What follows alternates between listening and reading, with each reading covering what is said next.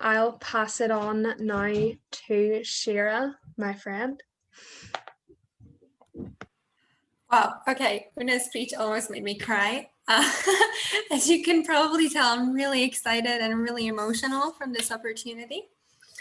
Hi everyone, my name is Shira. I'm 25 years old from Haifa. I was an FFI participant in 2011 during high school, and now I'm a part of the alumni movement. I am a Jewish Israeli woman of a mixed ethnicity.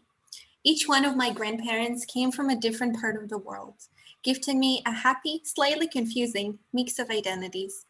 I lived all my life in Haifa, one of the most diverse cities in Israel, and studied in Leobeck Education Center, which actively encouraged pluralism, acceptance, and exploration of identity. One of my teachers in high school always loved to say that there is no such thing as luck. It is all about being in the right place at the right time and taking every opportunity that you come across. Adhering to this concept has led me to some of the greatest moments and experiences in my life. From testing a new chocolate bar before it reaches the market, to start working at the immunology lab where I'm currently doing my master's degree.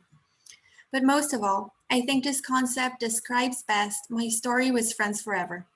The international part of the name came some years after I was a participant, so forgive me if I slip back into the old name.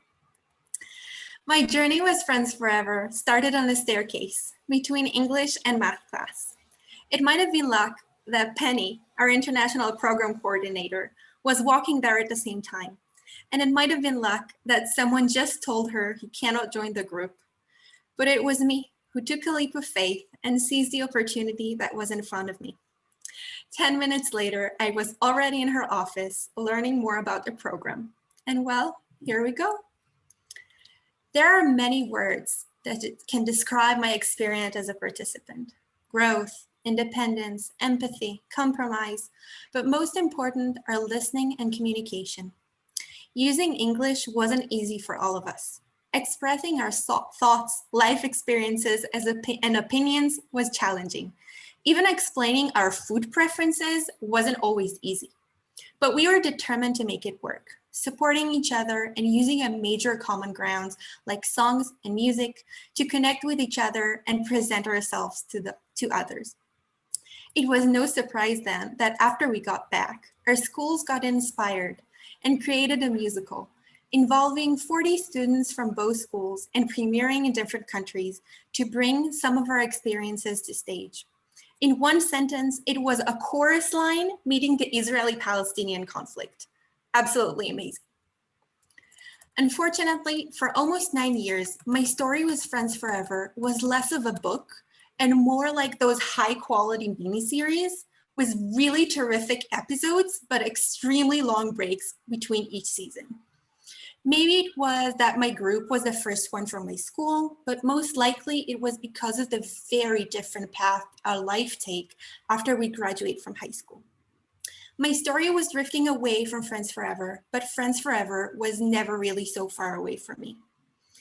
I continue to explore my Jewish identity, working with Jewish communities across the world, because I learned that knowing yourself was the first step to truly empathically knowing the person standing in front of you.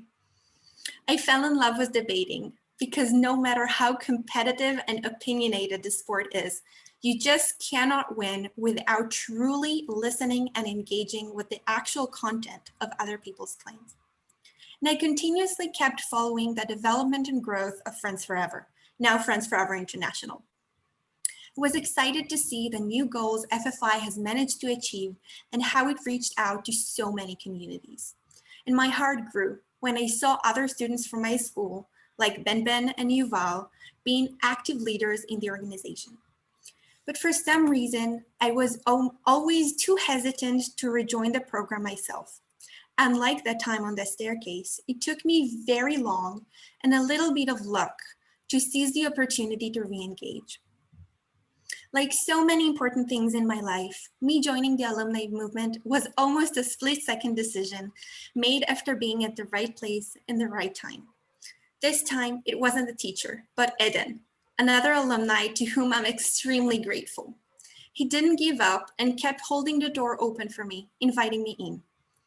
Steve, Tegan, Amelia, and Chelsea were meeting some alumni just 10 minutes away from where I study. The bus from my lab to my home has a stop right in front of the coffee place they were sitting at. And I was on this bus, and up until the moment it arrived at the stop, I wasn't sure if I'm going to hop off and join. Finally, I decided to seize the opportunity, decided to reconnect. I told Amelia and Tegan that I want to be involved, but because of my research, I can't travel abroad. They have promised to figure something out. Tegan, Amelia, I know you two are superwomen, but you really didn't have to do a global lockdown just for me. I kept working even during the most strict times of lockdown. Who knew immunologies were essential in a time of global pandemic? We were working one student at a time in the empty lab in an almost empty facility. And like everyone else, I rarely got a chance to see my friends. But I was lucky. I was welcomed with open arms into the alumni movement. I was looking forward to each and every workshop that Steph and Una told you about. They were interesting and amusing and fun, but most importantly, they created the human interaction I was missing so much. We got to know each other, who we are, what we are passionate about, what makes us emotional, what we aspire to do in our future. Each one of us shared their interests through workshops they facilitated. Funny enough, me, the Israeli one, taught Irish dance. Despite me being one of the oldest alumni, I often felt like the new kid in the playground.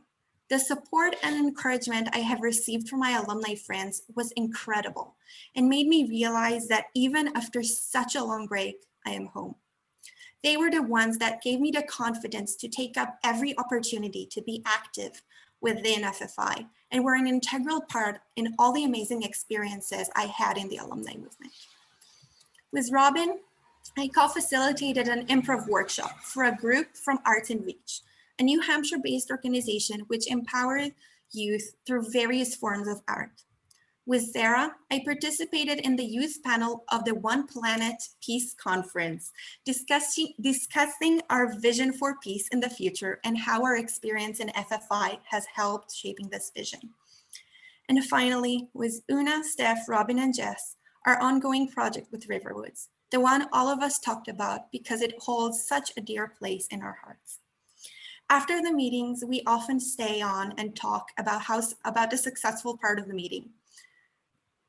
There were two major answers. The first was the part where I first learned what stuffing is, but most times we were just talking about how it is simply enjoying each other's company. Human interaction at its best at the time where it was most needed. Today is the sixth night of Hanukkah, a holiday which is not only a great excuse to eat delicious deep fried food, but also a celebration of light. During this time, we celebrate how so many small lights can come together and create a big, strong light that will push darkness away. Being here in this Zoom call with all of you, appreciating how so many small lights are coming together to create something bigger, I feel so grateful for what we have created and so excited for what there is to come. Thank you very much.